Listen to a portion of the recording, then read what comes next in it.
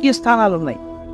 ఆ 8 సౌభాగ్య స్థానాల్ని పొరపాటున కూడా కాలుతో తొక్కడం కానీ, కాలు తగలడం కానీ, నోటితో నింద చేయడం కానీ, విమర్శించడం కానీ, తక్కువ చేసి మాట్లాడడం కానీ చేస్తే అటువంటి వారు ఉత్తర జన్మలయంలో అమ్మవారి యొక్క అనుగ్రహాన్ని కోల్పోతారు.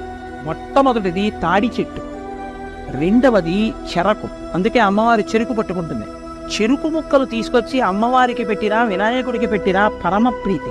కాబట్టి చెరుకుగడ, తాడి చెట్టు, రూపుమారిన పాలు అంటే జున్ను కాని పెరుగు కాని. నాలుగవది ఉప్పు. ఉప్పుని ఎన్నడూ నింద చేయడం కానీ, ఉప్పుని తిట్టడం కానీ చేయకూడదు. నాలుగవది ఉప్పు. ఐదవది అనుములు. ఆరవది ఎర్రటి రంగులో ఉండేటటువంటి పువ్వులు. ఇంకొక 2 స్థానాలు కూడా ఉన్నాయి. జీలకర్ర. 8వది ధనియాలు.